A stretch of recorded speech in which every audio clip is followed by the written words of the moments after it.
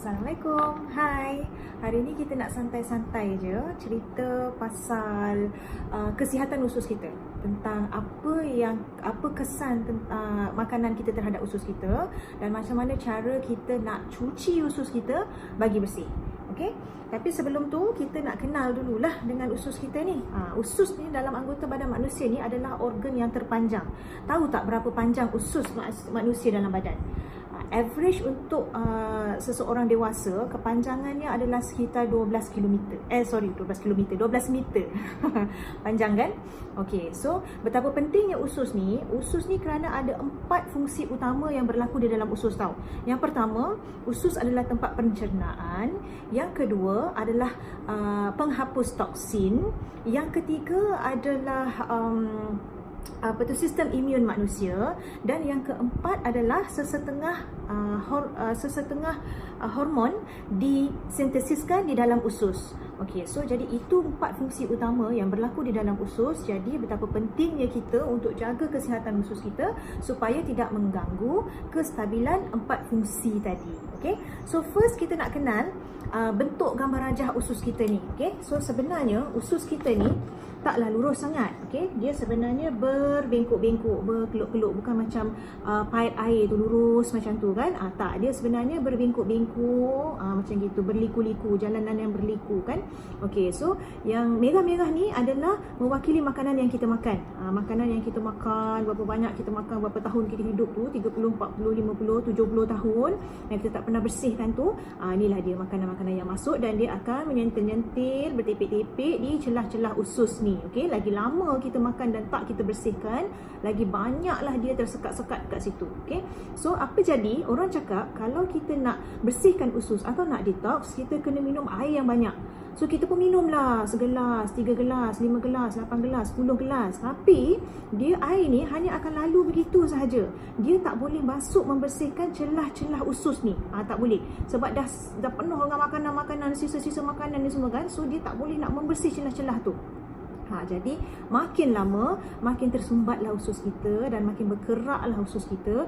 Itu yang mungkin boleh menyebabkan perut buncit, tak boleh nak buang air besar kan, buang air besar seminggu sekali macam tu kan. Mungkin dan akhir sekali mungkin boleh menyebabkan kanser usus. Okey. So sekarang ni kita dah kenal usus kita dan macam mana sekarang ni kita nak bersihkan makanan yang tersekat-sekat kat usus kita tadi. So hari ni kita akan buat satu demonstrasi tentang membersihkan usus kita. Okay?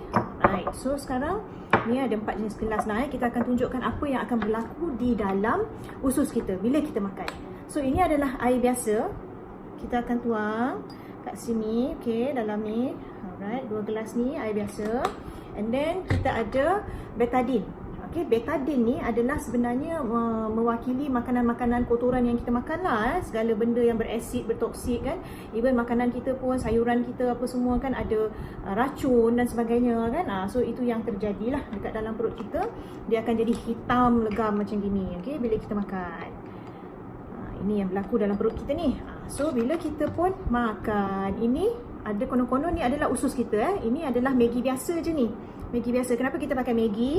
Sebabnya kita nak ini mewakili usus kita. Lebih kurang sama bentuknya dengan usus kita dan sifat dia pun mengembang muncup sama macam usus. Okey. So bila kita makan, nampak tak? Aduhai.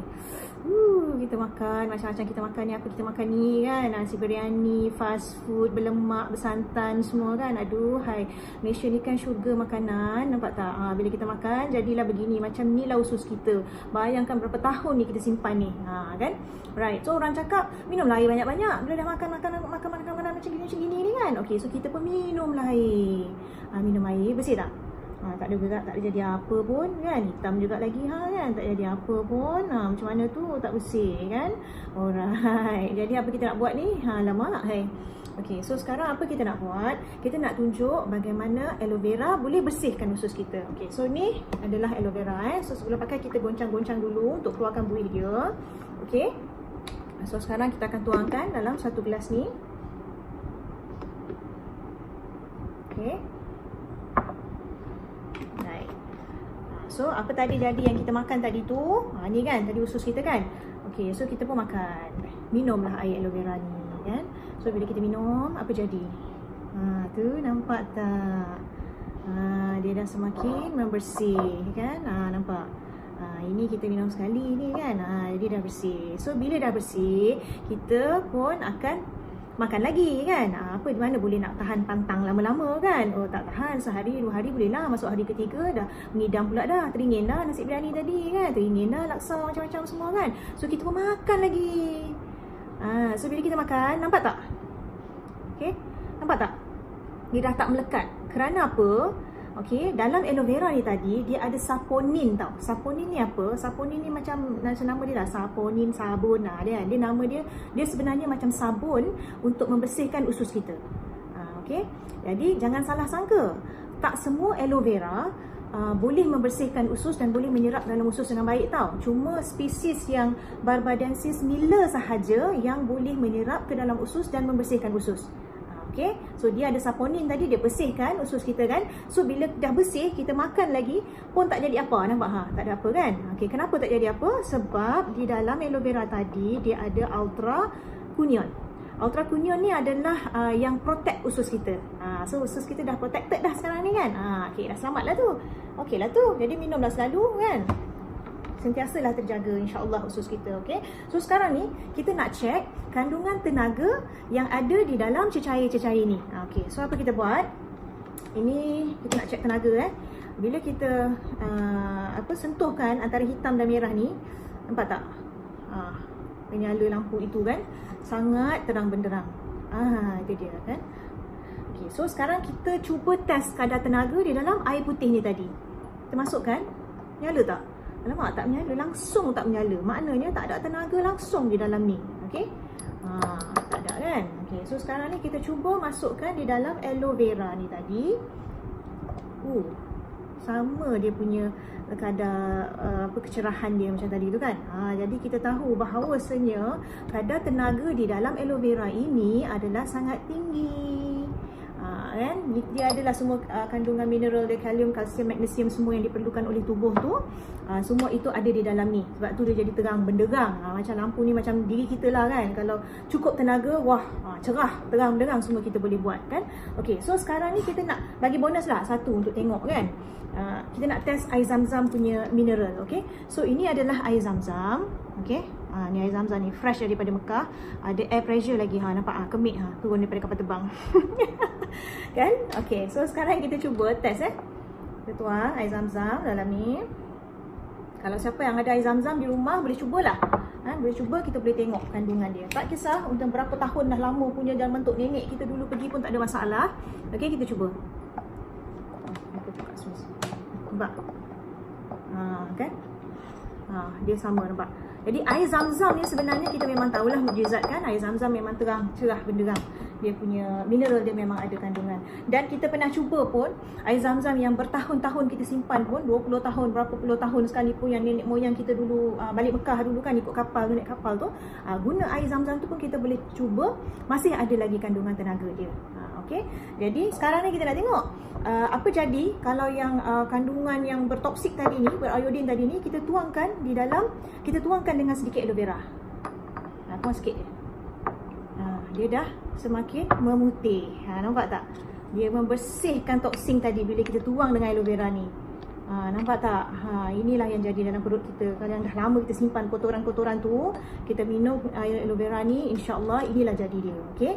So, ini tadi air putih biasa kan? Kita tuangkan sikit je. Sikit je aloe vera ni. Okey. So kita tengok dah ada ke tenaga dia tadi? Dia dah mula nampak. Ketegang. Nampak tak? Makin tegang kan? Jadi dia telah memberi tenaga, aloe vera ini telah memberi tenaga kepada air putih yang biasa tadi. Begitulah juga kita, dan dalam badan kita ni 70% adalah kandungan air kan. So bila kita tambahkan dengan aloe vera ni dalam badan kita, begitulah kita rasa bertenaga dan bersemangat. Jadi aloe vera ni sangat-sangat recommendkan kepada mereka-mereka yang dah ada penyakit kan, seperti kanser, buah pinggang, darah tinggi, kencing manis dan sebagainya, insya-Allah aloe vera ini akan mendatangkan kebaikan dan membaik pulih keadaan kita lah ya. Hospital juga, pergi juga, kita tak kata jangan pergi hospital tu kan, pergi, tapi aloe vera ini adalah satu usaha ikhtiar kita untuk menjadi sihat semula. Okey, tapi bukan sahaja kita cadangkan kepada orang-orang yang sihat, orang-orang yang tak sihat. Orang-orang yang sihat pun yang alhamdulillah belum lagi didiagnoskan ada apa-apa penyakit, sangat-sangatlah direkomenkan untuk menggunakan aloe vera ni. Sebab apa? Sebab mencegah lebih baik daripada merawat. Okey, so itu je yang kita nak kongsikan hari ni. InsyaAllah kita jumpa lagi. Bye.